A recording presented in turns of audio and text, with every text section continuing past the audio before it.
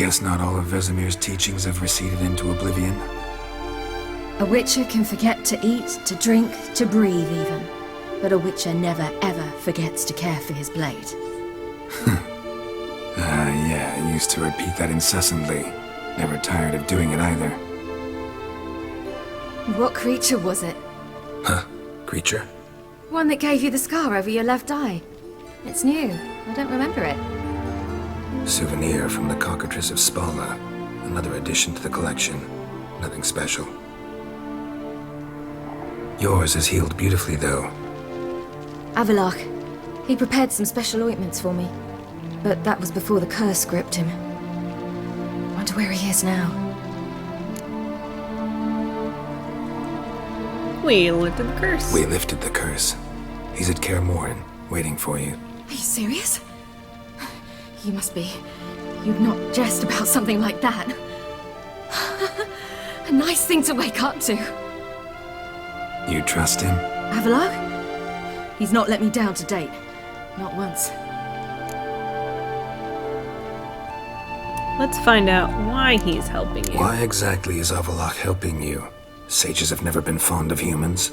He doesn't do it for me. It's about my power. As if it could ever be about anything else. Avalach tried to teach me how to control my ability. He was also making sure I didn't fall into Eredin's hands. Oh. What's Eredin after? What's he want from you? What everyone wants. Control of my powers. His homeworld faces annihilation. Eredin's decided to invade ours. Brilliant, wouldn't you say? Can't achieve much on his own, so he needs to bring an army. Except his navigators can't possibly move him and thousands of NL between planes. Their abilities won't allow it. Whereas yours will. Exactly. And if I die in the process, well, that's a necessary sacrifice. I don't know what those sounds mean. Maybe I get extra points. How'd you ever start traveling with Avalach? As soon as I'd left you and Yen on the Isle of Avalon, I found myself pursued. Eredin and his Red Riders were on my heels. I fled through many worlds, many times. They came very close to catching me once. It was then that Avalach appeared, out of nowhere. He found a portal, and took us to a world where Eredin couldn't find us for, perhaps half a year. The world where Eredin couldn't find you. What was it like? You wouldn't believe me if I told you. Try me. People there had metal in their heads. Waged war from a distance, using things similar to megascopes. And there were no horses. Everyone had their own flying ship instead. CIRI, stop fooling around. Told you wouldn't believe me. We should have stayed there. So why'd you return? So why'd you return? I thought the hunt had lost my scent for good. I thought I was safe. Besides, I wanted to find you. You and Yennefer. You were looking for us. We were looking for you. Times I thought you were just a step away. Other times, felt like I was going around in circles. I'm not surprised. There were times I fled pell-mell headfirst and forward.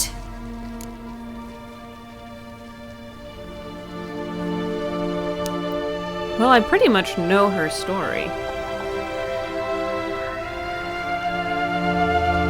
This is gonna be a tell me how it long happened, tale. step by step.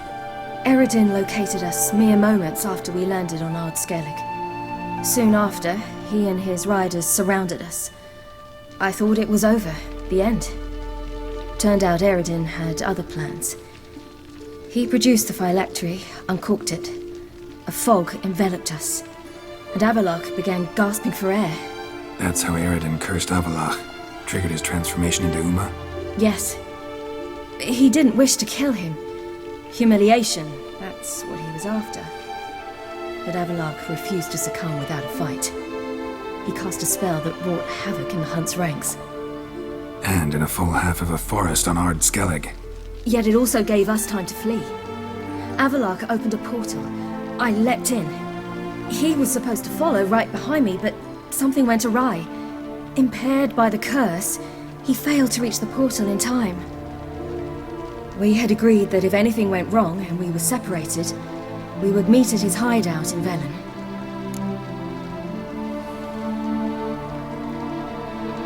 But you failed to meet there. Yes, we failed to. Once through the portal, instead of at Avalok's hideout, I landed right in the middle of Crookback Bog. I barely escaped the crones. And then there was the Baron.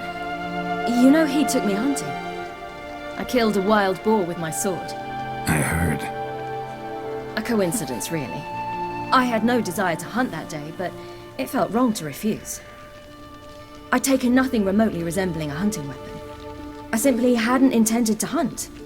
I was wandering through the forest, breathing deep the air. And then I heard a strange sound. Unsettling. Boar attacked you? Big as a bison, and lumbering straight at me. And all I had was my sword. I had to manage. Did just fine, judging by how the Baron's men remember it. Simple soldiers, the whole lot. But we got along splendidly. A shame I had to leave. Flee. But I didn't want to bring the wild hunt down on them. Apart from which, I knew by then the curse was progressing. So instead of looking for Avalok, I decided to find you and Yen.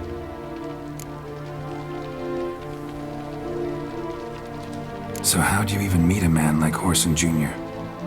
You and Yennefer were nowhere to be found, and I needed someone who could fix the phylactery. No ordinary craftsman would do. I needed a mage, one with extraordinary powers. Dandelion took it upon himself to help me.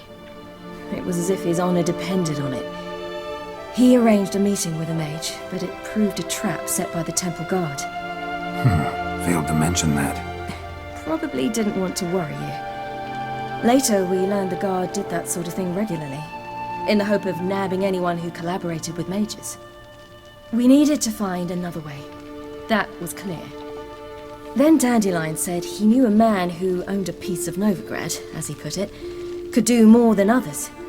He was certain to know someone who could fix the phylactery. Horson Jr. I suspected it might not be the best idea, but I was desperate. I had no choice. You suspected right. Horson was not the ideal partner in crime. Damned simpleton got it in his head that we cheated him and kidnapped Dudu. Who you promptly freed only to have to flee to Temple Isle. Great idea. We hadn't planned it. Had no time to consider. We just bolted. I didn't even realize the guardsmen were driving me into a trap. Suddenly there I was, and I knew I had to disappear. At once. And that's when you landed back in Skellige. The shore of Hindisfjord. The first pleasant place that came to mind. Hjalmar and I used to swim there. Wait, so you actually wound up there by accident? I thought you and Avalok had arranged something. No, he simply sensed me use my power. Just as Eredin can sense where I am, where I travel. In fact, Eredin arrived soon after I did. His riders in tow. Once again, things happened quickly. Lofoten, the hunt's attack, my flight. And then, dreams. Just dreams.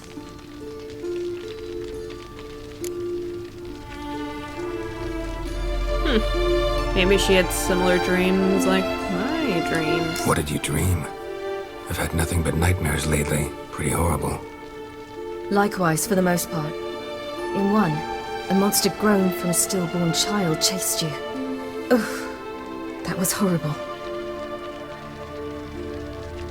Had a few nice dreams. For example, in one we sat round a fire, drinking good wine, and all around people danced and laughed. I like that one a lot better. Me too. But these dreams, and the others, ended in some tower. No matter what I dreamed, in the end, I would enter a tower. Uh-oh. Recognize it? Know where it might be? Not sure. I don't think so. But there was something familiar about it. And something terrifying. The tower was stark and dead. But at the same time, I felt I had to enter it. Did you? No. Dreams all ended with me searching for the entrance. And the last time, instead of the tower, I saw your grizzled face. If not for the scar over your eye, I'd have thought I was still dreaming.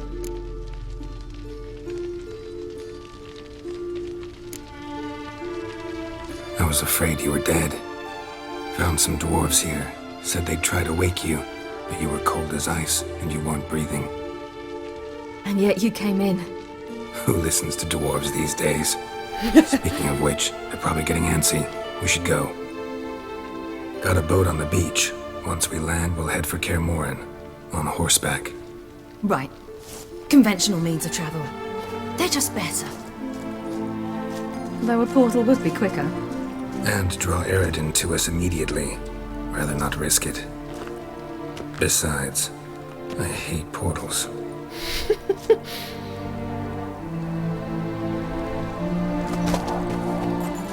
Damn.